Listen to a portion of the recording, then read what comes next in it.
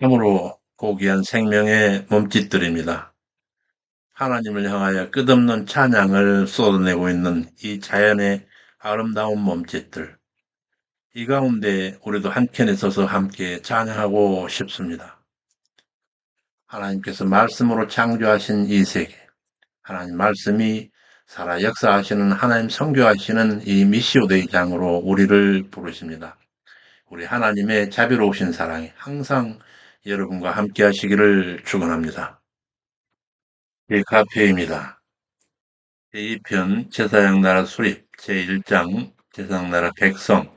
지난 시간까지는 아브라함 생에 대해서 다 살폈고 오늘은 제2절 이삭의 생애입니다. 한 개의 자료가 준비되어 있습니다. 오늘 강의는 제14강으로 자료 99번입니다. 제 교재로서는 구약 상권 109쪽에서 119쪽, 성경 본문으로서는 창세기 26장 1절에서 27장 46절 내용이 되겠습니다. 제2절 이삭의 생애입니다. 부엘라 헤로이에 우거하고 있을 때 이삭의 아내 리브가의 쌍테아 야곱과 에서의 출산 얘기부터 출발합니다. 성경 본문 창세기 25장 19절에서 26절. 이삭은 40세에 리브가를 아내로 삼았으니 밧단 아람의 부두엘을 딸이요 라반의 누이였더라. 리브가가 잉태하지 못하므로 여호와께 간구하며 잉태하였더니. 여기서 잉태하지 못하던 리브가의 간구에 대해서 옥스포드 해설을 살피고 넘어가겠습니다. 각주 128번입니다. 하나님은 언약의 후손이 자연적 단순 출산 과정을 통해서 얻어지는 것이 아니라 은혜의 산물임을 분명히 보여주기 위해서, 그리고 당신이 정하신 때에 경륜을 이루기 위해서 이러한 장기 불임을 주셨던 것입니다. 이삭과 리브가는 적어도 그 기간 간절히 하나님께 간구했을 것이며 60세에 쌍태를 얻게 되어 여호와의 주신 기업이라고 하는 사실을 확실히 믿게 되었을 것입니다. 곧 이삭은 모친 사라가 127세에 죽은 3년 후 자기 나이 40세, 곧 부친 아브라함 140세 되던 해에 결혼하여 20년간 자식을 보지 못하다가 그의 나이 60세, 곧 부친 아브라함 160세 되던 해에 쌍태를 얻었으니 아브라함도 그 175세에 죽기 15년 전이었으므로 아브라함도 15년간 손자들의 성장한 귀여운 모습을 보았을 것입니다. 진실로 하나님은 당신 백성의 간절한 호소를 결코 외면치 않으십니다. 부르짖고 갈망하는 영혼의 소원을 들으시고 하나님의 작정하신 때에 응답해 주십니다. 이르시되 너희가 내 안에 거하고 내 말이 너희 안에 거하면 무엇이든지 원하는 대로 구하라. 그리하면 이루리라. 요한복음 15장 7절에서 우리 주께서 이르신 말씀입니다. 본문으로 돌아와서 해 속에서 쌍태아가 서로 싸우는지라 여호와께 묻자온대 두 국민이 너의 태중에 있구나. 두 민족이 너의 폭중에서부터 나누이리라. 이 족속이 저 족속보다 강하게 있고 큰 자는 어린 자를 섬기리라. 그 해산 기한이 차서 먼저 나온 자는 붉고 전신이 가돛 같아서 이름을 에서라 하였고 후에 나온 아우는 손으로 에서의 팔꿈치를 잡았으므로 그 이름을 야곱이라 하였으며 리브가가 그들을 낳을 때 이삭은 나이 60세였더라. 두 쌍태가 각각 부모의 편애 속에서 성장한 모습인데 이때 장자의 명분이 왜곡됩니다. 창세기 25장 27절에서 34절입니다. 장성함에 에서는 익숙한 사냥꾼인 거로 둘 사람이 되고 야곱은 조용한 사람인 거로 장막에 거하니 이삭은 에서의 사냥한 고기를 좋아하므로 그를 사랑하고 리브가는 야곱을 사랑하였더라. 야곱이 죽을 쏘았더니 에서가 들에서 돌아와 심히 곤비하여 이르되 내가 그 붉은 것을 먹게 하라. 한지라. 그러므로 에서의 별명은 에돔이더라. 야곱이 가로되 형의 장자의 명분을 오늘 내게 팔라.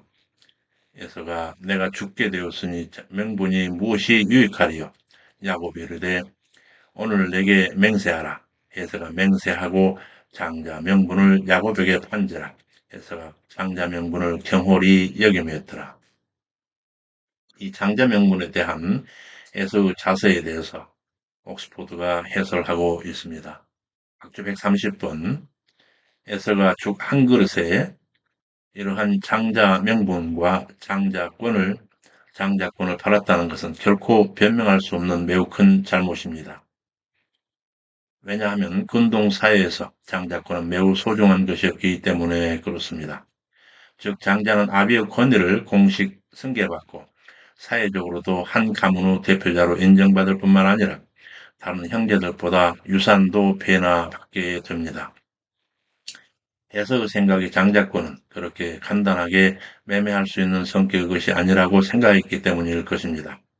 즉 에서는 장자란 명칭을 야곱에게 준다고 해도 이러한 거래가 타인에게 인정받는 것이 아니라고 생각했을 것입니다. 그러나 당시에서는 장자에 대한 애착심이나 자부심이 별로 없었음이 분명해 보입니다. 만약 장자권에 대한 투철한 의식이 있었더라면 비록 장난으로라도 이러한 일은 결코 할 수 없었을 것입니다. 반면에 야곱은 장자의 명분이나 언약의 계승권에 대한 강한 집착이 있었음을 알 수 있습니다. 따라서 그는 사소한 일에 있어서도 장자 명분을 관련시키며 후에는 위험을 무릅쓰고 아비 이삭으로부터 언약 계승자의 축복까지 발치하게 됩니다. 이삭이 부엘라 헤로에 의해서 그랄로 옮겼습니다. 그때 기근이 심해서 애굽을 찾아가는 그 여정 중에 하나님께 언약을 재확인받는 그런 장면이 전개됩니다. 창세기 26장 1절에서 6절입니다. 아브라함 때 첫 흉년이 들었더니 또 흉년이 들매 이삭이 그랄로 가서 블레셋 왕 아비멜렉에 이르렀더니 여호와께서 이삭에게 가라사대 애굽으로 내려가지 말고 네게 지시하는 땅에 거하라. 이 땅에 유하면 내가 너와 함께 있어 복을 주고 이 모든 땅을 너와 네 자손에게 주리라. 네 아비 아브라함에게 맹세한 것을 이루어 네 자손을 하늘의 별과 같이 번성케 하며 이 모든 땅을 네 자손에게 주리니 네 자손을 인하여 천하 만민이 복을 받으리라. 이는 아브라함이 내 말을 순종하고 내 명령과 내 계명과 내 윤례와 내 법도를 지켰음이니라. 이러한 언약 후에도 그 언약에 바로 서지 못한 이삭이 직면하게 되는 시험과 그 수치 그리고 이방인을 통한 징계가 잇따릅니다. 창세기 26장 7절 16절입니다. 이삭이 리브가를 루이라 속이며 아비의 전처를 밟아 제 아내를 꾀하던 때 리브가의 마음을 두었던 아비멜렉에게 이삭이 리브가를 꾀하는 모습이 발각되어 수치를 당하게 됩니다. 아비멜렉이 이삭을 불러 이르되 그가 정녕 네 아내연을 어찌 네 누이라 하였느냐. 이삭이 그에게 대답하되 내 생각에 그를 인하여 내가 죽게 될까 두려워하였음이로라. 그 일로 인하여 이방인 아비멜렉에게 뼈아픈 책망을 받게 되는 그 모습에 대해서 옥스포드가 해설하고 있습니다. 각주 131번입니다. 이삭이 리브가를 자기 누이라고 속였던 그 일에 대해서 이는 절반의 사실을 담고 있는 위선적인 발언입니다. 자기 생명 유지를 위해 리브가를 자기 아내로 소개하지 못하고 말장난을 통해 위기를 모면하고자 한 것입니다. 그리하여 오래전 아비 아브라함이 범했던 실수의 전철을 그대로 밟고 말았습니다. 이삭의 이 같은 얄팍한 처세를 통해 우리는 다음과 같은 교훈을 얻게 됩니다. 첫째, 아비의 실수를 답습했다는 점에서 아비된 자의 신앙적 모범이 얼마나 중요한가를 새삼 확인하게 됩니다. 우리 자녀들은 바로 우리의 일거수일투족을 통해서 인생을 배우고 자기 신앙 스타일을 형성해 간다고 하는 사실을 잊지 말고 스스로의 삶의 모범을 보여야 할 것입니다. 둘째로 늘 깨어있지 않으면 언제나 쉽고 적당한 것을 취하게 된다고 하는 점을 우리가 확인하게 됩니다. 따라서 자신에 대한 성찰이 없으면 고난의 십자가가 있는 좁은 신앙의 길보다 세속적이고 편한 넓은 그런 안일한 길을 택하게 됨으로써 늘 그런 안일한 길을 택하게 되므로 우리는 늘 자신의 삶을 돌아보고 경계해야 할 것입니다. 그러한 이삭의 위선적인 그걸로 해서 큰 실수를 할 뻔했던 아비멜렉의 이방인 왕 아비멜렉이 하나님의 백성 이삭에게 책망이 쏟아지는 내용에 대해서 이어지는 각주 132번에서 옥스포드가 해설하고 있습니다. 132번 아내 리브가를 루이라 속인 이삭의 거짓에 대한 아비멜렉의 엄중한 문책과 질타가 뒤따르는 광경입니다. 이와 같이 하나님의 사람이 진실치 못할 때 세상으로부터 조롱과 책망을 듣게 됩니다. 이는 조롱과 책망을 들은 성도 한 개인의 부끄러움으로 그치는 것이 아니라 그를 후원하고 계시는 하나님의 영광을 크게 훼손하는 일이라는 점에서 그 허물이 심히 크다 할 수 있습니다. 우리는 항상 이런 점에서 주의해야 할 것입니다. 본문으로 돌아가서 그 후에 이삭이 그 땅에서 복을 받는데 블레셋 사람이 시기심이 일어서 아브라함이 받던 모든 우물을 메어버리고 쫓겨나는 박해를 받게 됩니다. 이러한 일은 아비멜렉을 통한 하나님의 그 이삭의 실수에 대한 징계로 보입니다. 성경 본문 창세기 26장 12절에서 16절 이삭이 그 땅에서 농사하여 그 해에 100배나 얻었고 여호와께서 복을 주심으로 창대하여 마침내 거부가 되어 양과 소와 노복이 심히 많으므로 블레셋 사람이 시기하여 아비 아브라함 대해 그의 종들이 판 모든 우물을 막고 흙으로 메웠더라. 아비멜렉이 이삭에게 이르되 네가 우리보다 크게 장성한즉 우리를 떠나 가라. 이와 같이 말하고 있는 아비멜렉의 생각에 관하여 옥스퍼드 성경대전의 해설을 듣겠습니다. 각주 133번입니다. 우리가 간과하지 말아야 할 한 가지 사실은 과연 눈에 보이는 겉으로 드러난 이삭의 부유함과 강성함 때문에 그럴 사람들이 그처럼 위축되었을까 하는 점입니다. 그렇지 않습니다. 정확히 알 수는 없지만 그럴 사람들은 이삭을 후원하고 계신 하나님의 절대적 능력에 대해서 막연하나마 두려운 경계심을 가졌을 것입니다. 그렇기 때문에 그들은 이삭의 부를 이용하기보다는 이삭과 관련된 모든 것을 자기들의 영역 밖으로 밀어내고자 했던 것입니다. 세상 사람들이 성도를 배격하고 미워하는 근본적인 이유가 바로 이와 같은 연유가 있습니다. 이르시되 너희가 세상에 속하였으면 세상이 자기의 것을 사랑할 터이나 너희는 세상에 속한 자가 아니요 도리어 세상에서 나의 택함을 입은 자인 거로 세상이 너희를 미워하느니라. 요한복음 15장 19절에서 우리 주께서 이르시는 말씀입니다. 본문으로 돌아가겠습니다. 아비멜렉의 핍박에 의해서 그랄 골짜기로 들어가는데 참 그랄 골짜기에서 전에 부친이 판 우물들이었으나 메워진 우물들을 이삭이 그 골짜기에서 그랄 골짜기에서 복구하고 거기서 다시 아브라함에게 내리셨던 하나님의 그 언약이 재확인되는 그런 과정이 전개됩니다. 창세기 26장 17에서 18절입니다. 거기서 떠나 그랄 골짜기에 장막을 치고 아비가 팠던 우물들을 다시 팠으니 아비 죽은 후에 블레셋 사람이 그것을 메웠음이라. 이삭이 그 우물들을 아비의 부르던 이름으로 불렀더라. 아비가 팠던 우물들이 블레셋 사람들에 의해서 메워진 것을 복구하고 그 우물들을 그 아비가 불렀던 당시의 이름으로 다시 부르는데 이 일에 대하여 옥스포드 해설을 듣고 넘어가겠습니다.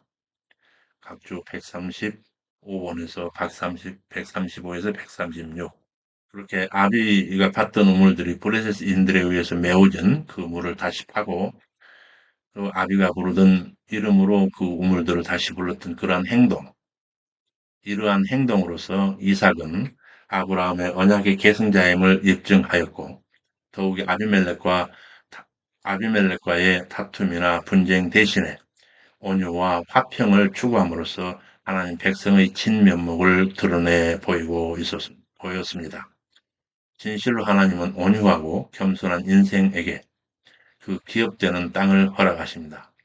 온유한 자는 복이 있나니 땅을 기업으로 얻을 것이며 마태복음 5장 5절입니다. 이어지는 다음 각주 136번 이삭은 아브라함 사후에 메워졌던 우물들을 복원시키고 당시 아비가 명명하였던 이름을 되살림으로써 당시 우물을 파면서 겪었던 고난을 되새김으로써 1차적으로는 부친에 대한 존경심을 드러내었고 제2차적으로는 그 우물들에 대한 자신의 권리를 확실히 하였으며 궁극적으로는 아비 신앙을 쫓는 하나님의 백성이요 언약의 계승자임을 스스로 확인하였습니다. 그리하여 다시 회복되는 이삭이 회복된 온유한 신앙입니다. 창세기 26장 19절에서 22절입니다. 이삭의 종들이 골짜기를 파서 샘 근원을 얻었더니 그날 목자들이 이삭의 목자와 다투어 이 우물은 우리의 것이라 하며 이삭이 그 다툼을 인하여 그 우물 이름을 에색이라 하였으며 또 다른 우물을 봤더니 그들이 또 다투는 거로 그 이름을 신나라 하였으며 이삭이 거기서 옮겨 다른 우물을 봤더니 그들이 다투지 아니하였으므로 그 이름을 르호봇이라 하여 가로되 이제는 여호와께서 우리의 장소를 넓게 하였으니 이 땅에서 우리가 번성하리로다 하였다. 여기 그랄 골짜기에서도 이삭의 목축이 번성하였으므로 자기 양들에게 먹일 샘들을 파게 되었습니다. 그 과정에서 거기 원주민 그랄 목자들과 계속되는 마찰을 겪으면서도 온유하게 대처하면서 당시 겪었던 고초를 샘의 이름에 부여하면서 그 파는 일을 계속하던 이삭의 믿음을 기리는 그러한 장입니다. 이삭이 파던 우물에 새겨진 뜻을 옥스포드 해설로 살피고 넘어가겠습니다. 138번에서 140번 주입니다. 먼저 우물의 이름 에색이라고 하는 이름 본문의 그 다툼의 원형인 아사크에서 유래된 말입니다. 그러나 이는 단순한 다툼 이상의 의미를 가집니다. 곧 억압받고 무례하게 취급당하고 끝내 강탈당했음을 나타냅니다. 이와 같은 상황 속에서 이삭은 이는 이로서가 아니라 양보와 인내를 통한 화평하기를 끝까지 추구하였습니다. 상처받은 향나무에서 진한 향내를 풍겨내듯 이삭은 억울함을 당할수록 더욱 하나님의 백성다운 고상한 신앙의 인격의 내음을 풍겨내었던 것입니다. 이것이 하나님을 마음에 모신 자의 참 모습이라 할 수 있습니다. 다음 각주 139번 또한 다른 우물의 임을 시트나라고 하는 건데 에색이란 이름보다는 좀 더 강도 높은 표현입니다. 이는 하나님을 대적하여 성도들을 파멸케 하는 악의 세력 사단을 나타내는 사탄과 그 어근이 같기 때문입니다. 시트나 사탄과 그 어근이 같기 때문에 그렇습니다. 결국 이 표현 속에는 두 번째 우물을 파려는 이삭의 노력에 대해 그러한 목자들이 마치 원수를 대하듯이 매우 악의적으로 그리고 강력하게 도전해 왔음을 보여줍니다. 이 우물은 부엘세바에서 서남쪽 약 32km에 있는 와디 에스슈테인으로 추정되고 있습니다. 또 이어지는 각주 140번입니다. 또한 다른 우물 다시 봤던 이름은 레호봇이라고 하는 르호봇은 이어지는 본문에서 장소를 넓게 하였으니 라고 할 때에 그 찌르히고 하는 장소를 넓게 하였으니 라고 하는 말의 원형 라합과 어원이 같은 것으로 여유 있는 지역 혹은 넉넉한 공간이라고 하는 뜻을 갖습니다. 부엘세바 서남쪽 약 30km에 있는 와디 루하이베로 추정됩니다. 오늘날도 르호봇과 유사한 빌로헤베라고 하는 우물 유적이 남아 있습니다. 한편 르호봇은 물질적, 세상적 이익을 위해 다투지 않고 끝까지 화평을 추구하며 양보하고 온유한 심령을 지닌 자가 고백할 수 있는 신앙 고백적 이름이라 할 수 있습니다. 온유한 자는 복이 있나니 저희가 땅을 기업으로 받을 것이며 마태복음 5장 5절 말씀입니다. 그리고 르호봇은 환란이 와도 인간적 방법이 아니라 오직 위에 계신 하나님을 의지하며 그의 선한 처분을 소망했던 믿음의 사람이 감히 찬미할 수 있는 그런 신앙의 감상이라 할 수 있습니다. 여호와는 나의 힘과 나의 방패시니 내 마음이 저를 의지하여 도움을 얻었도다. 그러므로 내 마음이 크게 기뻐하며 내 노래로 저를 찬송하리로다. 시편 28편 7절에서 시인이 그렇게 노래하고 있습니다. 그랄 골짜기에서 이제 부엘세바로 옮겨와 목축하던 때 얘기가 전개됩니다. 부엘세바에서 시험, 곧 그랄 골짜기에서의 우물 시험, 그 후 이제 하나님께서 언약을 재확인하시는 그런 장면입니다. 창세기 26장 23절 25절. 이삭이 거기서 부엘세바로 올라갔더니 그 밤에 여호와께서 가라사대 나는 너의 아비 아브라함의 하나님이니 두려워 말라.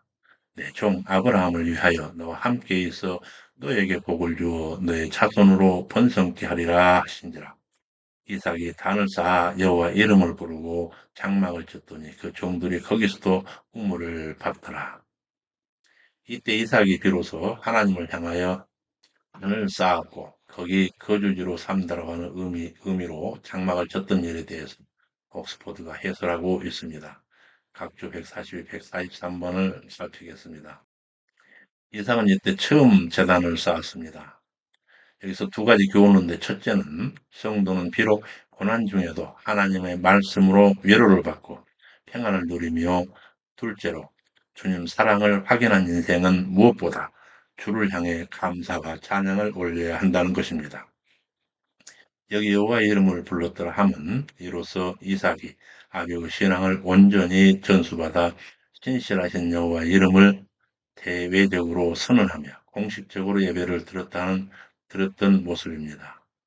이삭은 인간 부족에게 여호와를 섬기는 자임을 공표하였습니다. 우리도 하나님의 은혜에 감사 생활할 뿐만 아니라 하나님을 섬기는 자임을 내세워야 할 것입니다.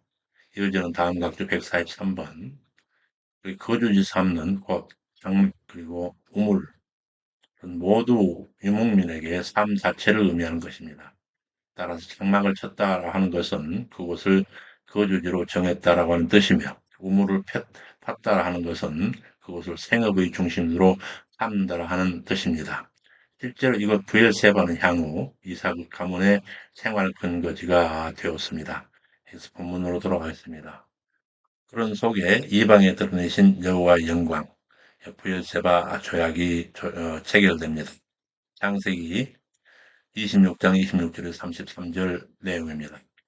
아비멜렉이 친구와 군대장관 비골과 그랄에서 이삭에게 온지라 너희가 나를 미워하여 떠나가게 하더니 왔느냐 그들이 이르되 여호와께서 너와 함께 계심을 분명히 보았으므로 우리 사이에 맹세하여 계약을 맺으리라. 이삭이 잔치를 베풀었고 아침에 일찍이 일어나 서로 맹세한 후 그들을 보내매 평안히 갔더라. 그날 이삭의 종들이 자기들의 판 우물에서 물을 얻었나이다 하며 그 이름을 세바라 한지라. 그 성읍 이름이 오늘날까지 부엘세바더라. 끝까지 화평을 유지하며 하나님의 백성다운 면모를 보였던 이삭의 모습입니다. 주 144번입니다.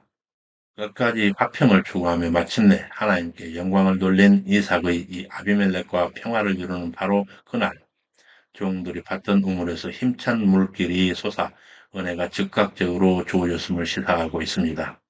쉐바, 시부아라고 하는 것은 7이라고 하는 쉐바에서 유래하여 7번 거듭 언급하다라고 하는 의미에서 맹세가 되었습니다. 맹세라고 하는 말이 되었습니다. 뜻이 되었습니다. 부엘은 빼에르라고 하는데 파다, 페파르에서 유래하여 우물이란 뜻을 갖습니다. 따라서 부엘쉐바는 맹세의 우물이라고 하는 뜻이 됩니다. 이 우물은 아브라함 때에 있었는데 이삭 때에 물줄기가 메말랐다가 아비멜렉과 맹세한 이후 다시 솟아났음을 보여주고 있습니다. 이를 기념하여 다시 부엘쉐바라 이름을 지었던 것입니다. 믿음의 사람 이삭이 늙어가며 왜곡되는 축복 사건이 일어납니다. 먼저 가정에 근심이 되는 에서의 분방한 결혼입니다. 창세기 16장 34절에서 35절입니다. 에서가 40세에 해족 속 유딧과 바스맛을 아내로 취하였더니 그들이 이삭과 리브가의 마음에 근심이 되었더라. 이삭의 축복계 창세기 27장 1절에서 4절. 이삭이 나이 많아 눈이 어두워 잘 보지 못하더니 에서를 불러 내가 늙어 어느 날 죽을는지 알지 못하노니 네 전통과 활을 가지고 와서 나를 위하여 사냥하여 나의 즐기는 별미를 만들어 내게 먹게 하여 죽기 전에 내 마음껏 너에게 축복하게 하라. 먼저 이삭이 아주 나이 많았음을 알 수 있는 장면입니다. 당시 그의 나이에 대해서 옥스포드의 해설로 한번 미루어 살펴보겠습니다. 각주 145에서 146번. 이제 이삭은 나이가 많았다라고 되어 있는데 이 점에 대해서 145번 각주 보겠습니다. 이러한 표현은 26장까지의 내용에서부터 꽤 많은 시간이 흐른 것처럼 보입니다. 이러한 표현은 바로 전장 26장의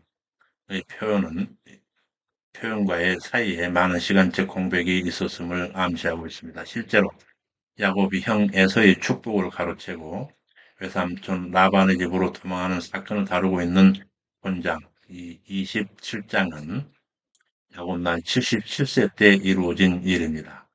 이는 에서의 결혼이 40세에 이루어졌음을 밝히고 있는 26장 마지막 부분과 37년의 시간적 간격이 있음을 보여주고 있습니다. 이렇게 37년이라는 세월 동안 있었던 일들에 대해 침묵하고 있는 것은 이삭과 하나님과의 신령한 교제가 단절되었기 때문으로 보입니다. 이러한 사례는 아브라함의 일부일처라고 하는 하나님의 신성한 결혼 법칙을 무시하고 즉 하가를 취하여 이스마엘을 얻은 후 13년 동안 하나님과 교제가 중단되었던 데서 나타나고 있습니다. 이런 점에서 볼 때 앞장의 말미, 곧 에서의 잘못된 결혼으로 가정 불화가 이삭 집안의 전체의 영적 생활에 큰 해악을 가져다 주었음을 미루어서 짐작해 볼 수 있습니다. 한편 이삭은 60세에 쌍둥이 아들 에서와 야곱을 얻었고 야곱의 하란 도피를 다루는 본장 27장에서는 27장의 사건이 야곱 77세 되던 때 이루어진 일이기에 결국 당시 이삭의 나이는 137세로 추정이 됩니다. 다음으로 146번 각주에서 당시 137세였던 이삭이 죽음을 예상하고 임종을 준비하기로 마음먹은 것은 눈이 어두워지는 등 건강상의 문제도 있었겠지만 14년 전 이복형 이스마엘이 137세에 죽었기 때문일 것입니다. 하지만 이삭은 이후로 43년을 더 살았고 180세에 이르러서야 하나님의 부르심을 받았습니다. 그러면서 다윗은 이삭의 영성에 그 같은 문제가 생기자 영성이 왜곡이 발생하는 요인이 됩니다. 장자 에서를 축복하려고 그를 따로 불러서 은밀히 사냥한 고기로 이삭 자신을 위해 음식을 대령하라고 명령하고 있는 내용이 바로 그렇습니다. 자식들을 축복할 때 두 자식을 동시에 불러서 같이 축복에 대한 얘기를 하는 게 아니라 장자를 따로 불러 자기를 사랑하는 자기 장자를 따로 불러서 은밀히 사냥한 고기로 자기를 위하여 음식을 대령하라. 자기를 위하여 음식을 대령하라. 이렇게 명령하고 있는 내용으로 볼 때 나이 든 이삭의 영성에 많은 왜곡이 있었음을 드러내는 말씀인데 역주 147번으로 살피겠습니다. 본문은 이삭이 에서가 잡은 동물의 요리를 단지 좋아하는 정도가 아니라 합리화했음을 느끼게 합니다. 그뿐 아니라 이삭은 언약 계승권을 이양하는 엄숙한 일을 앞에 두고도 신앙적인 말 한마디 없습니다. 더욱이 나를 위하여 나의 즐기는 내가 먹게 하라 하는 또 내 마음 것이라고 하면서 나를 계속 앞세워 당시 이삭이 하나님의 뜻을 찾기보다는 자기 위주로 모든 일을 처리하는 사람으로 신앙의 태보였음을 보여주고 있습니다.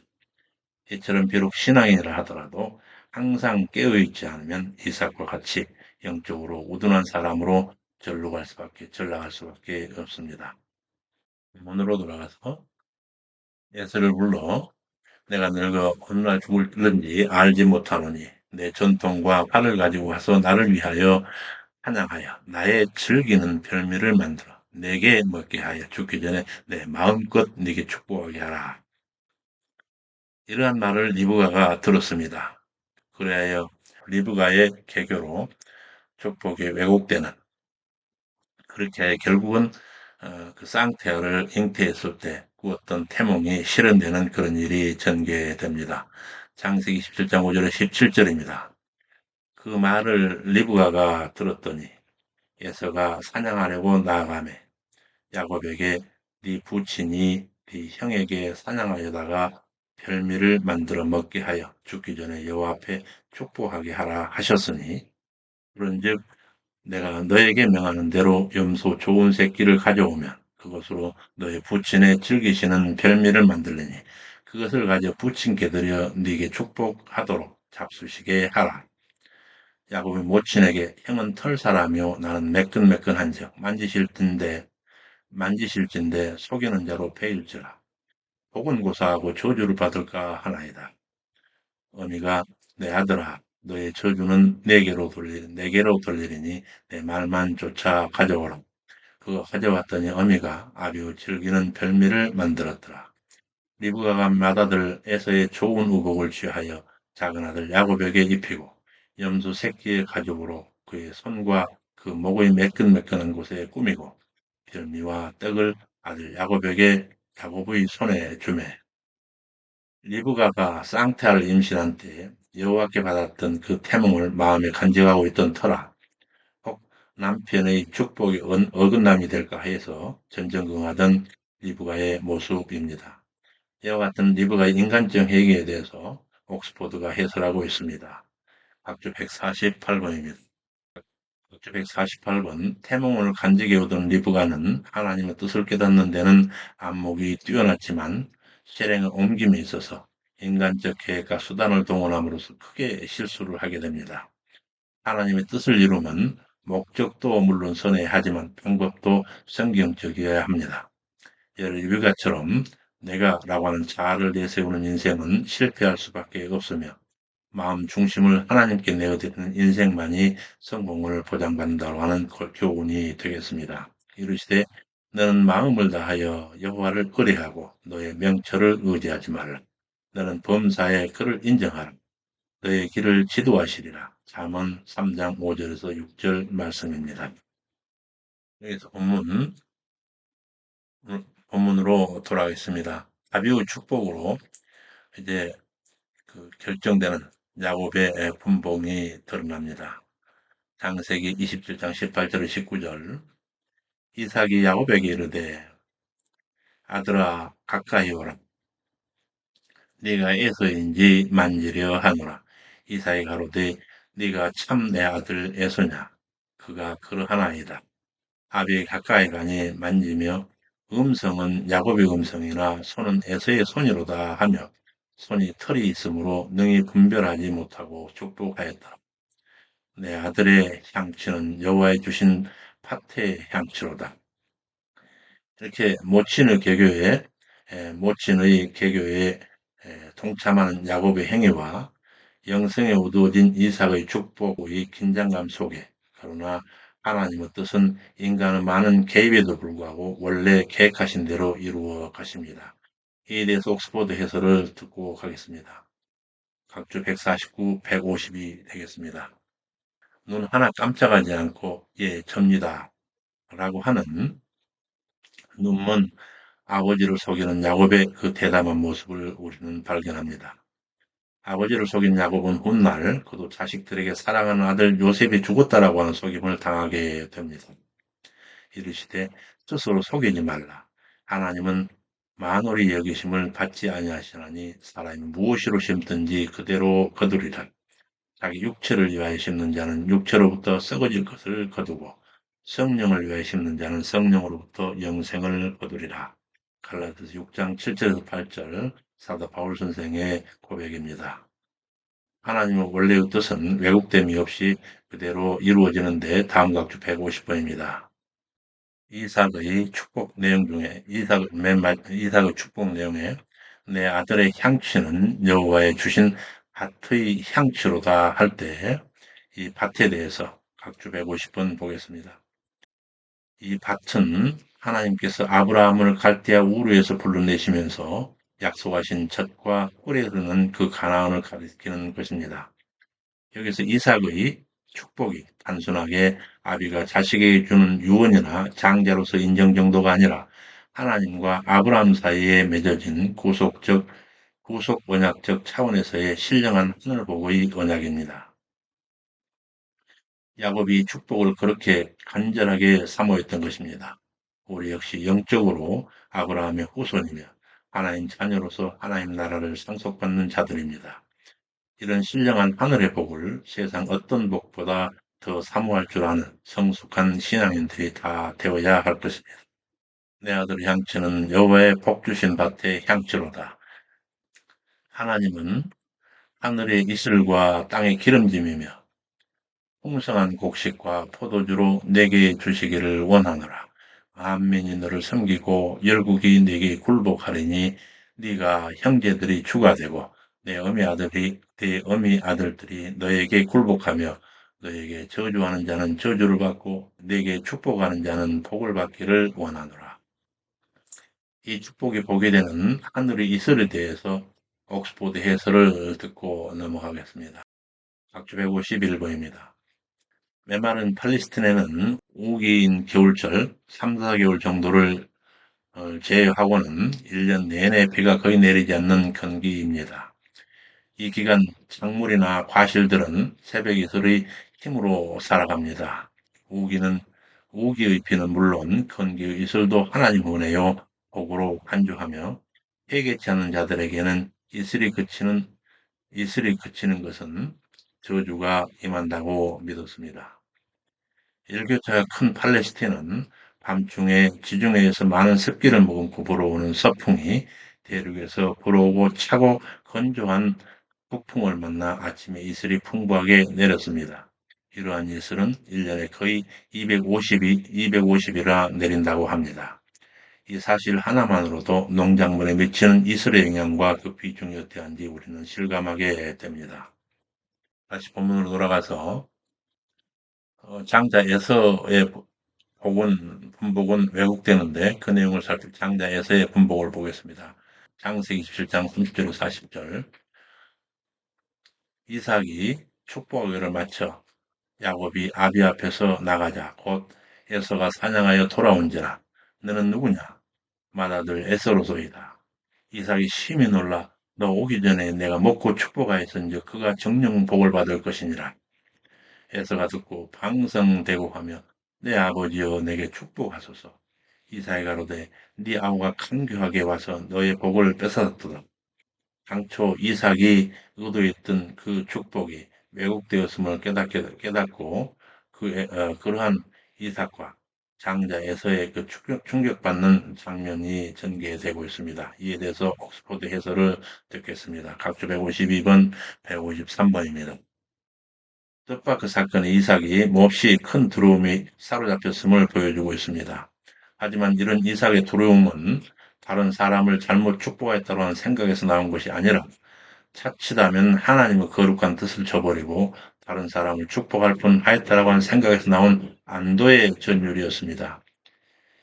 이제야 이삭은 에서에 대한 편애로 잠시 감겨있던 영적인 눈이 뜨이게 된 것입니다. 실로 이삭은 본문을 통하여 하나님의 오묘하신 역사를 실감하고 이어지는 언급으로 야곱이 축복받는 일은 인간 힘으로서는 변경할 수 없는 것임을 선언하게 됩니다.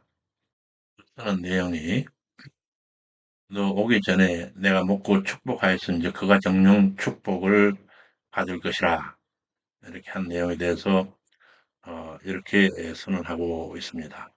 그런데 여기서 그 야곱의 이름에 관해서 153번에서 135번으로 살피겠습니다. 야곱의 흑은 아카브로 한 것은 뒤쪽으로 잡다, 뒤쪽에서 잡다라고 하는 뜻인데 발꿈치를 붙잡다.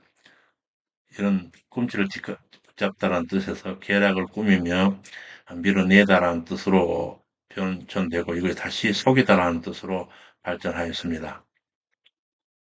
야곱은 출생 시 쌍둥이 형제, 쌍둥이 형 에서의 발꿈치를 잡고 나와서 그 이름을 얻었는데 이제는 속이는 자, 사기치는 자라고 하는 의미가 담겨 있었습니다. 그래서 에서는 그 이름이 야곱이더니 결국 이렇게 또다시 나를 속이지 않았습니까? 라며 원망을 늘어놓게 되었습니다.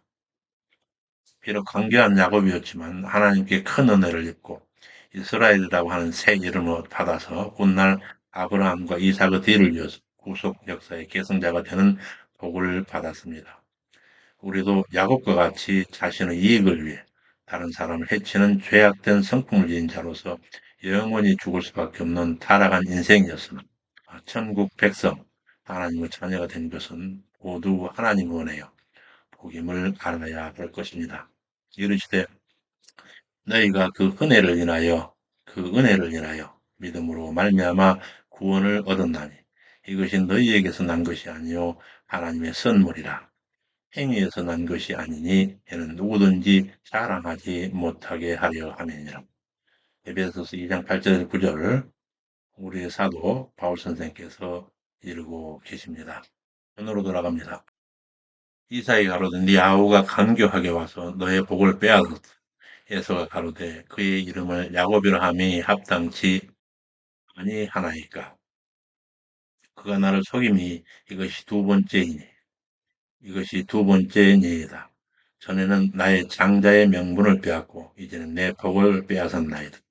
이삭이 대답하여 가로되 내가 그를 너의 주로 세우고 그 모든 형제를 내가 그에게 종으로 주었으며 곡식과 포도주를 그에게 공급하였으니 내 아들아 내가 너에게 무엇을 할 수 있으랴. 에서가 아비에게 이르되 아버지여 빌 복이 이 하나뿐이리까. 내 아버지여 내게 축복하소서 하고 오니 아비 이삭이 그에게 대답하여 가로되 너의 주소는 땅의 기름짐에서 뜨고 내리는 하늘 이슬에서 뜰 것이며 그래서 곡식과 포도주를 이미 그에게 공급하였으니 내 아들아 내가 너에게 무엇을 할 수 있겠느냐 라고 하는 본문이 함축하고 있는 한 번 선언된 축복의 지위에 대해서 옥스포드 해설을 듣습니다. 한 번 선포된 하나님을 향한 축복은 다시 되돌릴 수 없을 뿐만 아니라 선포되어야 할 예언은 반드시 그대로 선포되어야 합니다. 이미 선포되는 예언이 사랑하는 장자 에서를 향한 좋지 않은 것임에도 자신이 해야 할 예언이므로 야곱은 성실하게 수행합니다. 한편 어느 성경에서 뜨거워 뜰 것이며 라고 하는 이 흐예라고 하는 것은 있다, 되다라고 하는 하야라고 하는 히브리의 미완료형입니다. 그런데 여기서 그것이 기름짐이라 하는 것과 이슬이라고 하는 것에 절대분리 전치사인 무엇으로부터라고 하는 민에 끌려서 기름짐과 이슬로부터 떠나 있다라고 하는 뜻이 됩니다. 게다가 이 떠나 있는 상태가 미완료형으로서 미래에도 계속 떠나 있다라고 하는 의미가 됩니다. 이러한 이삭의 예언은 1차적으로 에서가 땅의 소산물을 충분히 얻을 수 없는 메마르고 척박한 땅을 터전으로 살아감으로써 이루어집니다. 실제로 훗날 에서와 그 자손들이 동남쪽 세일을 근거지로 세운 에돔 왕국에 거하는데 이 에돔 땅은 팔레스타인 주변 지역에서 가장 거칠고 메마른 땅이었습니다. 더 나아가 이 예언은 에서와 그 후손이 하나님의 은혜에서 영원히 분리되는 영적 측면에서 해석되어야 합니다. 실로 에서와 같이 육에 속하여 하나님 은혜를 가볍게 여기는 자는 저주에서 벗어날 수 없을 뿐만 아니라 결국 하나님과 분리되어 영원한 형벌의 장소인 지옥에 가는 비참한 운명에 처하게 된다고 하는 사실입니다. 아비 이삭이 너의 에서에게 하는 축복, 너의 주소는 땅의 기름짐에서 뜨고 내리는 하늘 이슬에서 뜰 것이며 너는 칼을 믿고 생활하겠고 네 아우를 섬길 것이며 네가 매임을 벗을 때에는 그 멍에를 네 목에서 떨쳐버리라. 여기서 멍에를 네 목에 떨쳐버리라 하는 예언에 대해서 옥스포드의 해설을 듣고 넘어가겠습니다. 각주 155부입니다. 실제로 이 예언은 에서 자손들이 세운 에돔 왕국은 다윗에 의해서 이스라엘 속국이 되었고 이후 솔로몬 말기와 유다 왕 여호람 때 저항 운동을 일으킨 적이 있으며 아하스 왕 때 일시적 독립을 이룬 적이 있었습니다. 그렇지만 에돔은 신구약 중간기 때 요한 힐카노스에 의해서 완전히 합병되었고 할례를 강요받아 할례를 행함으로써 민족성까지 거의 말살되고 말았습니다. 후에 예수님의 초림 전후에 이스라엘을 다스렸던 헤로드 왕은 이처럼 할례를 받아서 이스라엘에 병합된 에돔 혈통을 가진 사람이었습니다. 이러한 왜곡된 그 축복 때문에 에서가 원한을 갖게 되는데 에서의 원한 창세기 27장 41절에서 46절입니다. 그 아비가 야곱에게 한 그 축복을 인하여 에서가 야곱을 미워하여 심중에 아버지를 고할 때가 가까웠은즉 아우 야곱을 죽이리라 하였더니 맏아들 에서의 이 말이 리브가에게 들리매 이에 보내어 작은 아들 야곱을 불러 이르되 네 형 에서가 너를 죽여 그 한을 풀려 하나니 아들아 내 말을 쫓아 일어나 하란으로 가서 내 오라버니 라반에게 피하여 형의 노가 풀리기까지 몇 날 동안 그와 함께 거하라. 내 형의 분노가 풀려 네가 자기에게 한 것을 잊어버리거든 내가 곧 보내어 너를 거기서 불러오리라. 어찌 하루에 너희 둘을 이르랴. 리브가가 이삭에게 이르되 내가 햇사람의 딸들을 인하여 나의 생명을 싫어하거늘 야곱이 만일 이 땅의 딸들 곧 그들과 같은 햇사람의 딸들 중에서 아내를 취하면 나의 생명이 나에게 무슨 재미가 있으리이까. 장자 에서의 분망한 혼인에 심히 마음 상해하면서 야곱 혼인만큼은 반드시 리브가의 심령에 위로가 되게 해달라는 남편을 향한 간절한 호소 내용입니다.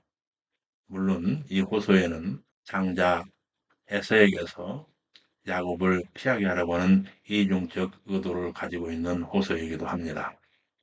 박주 156번입니다.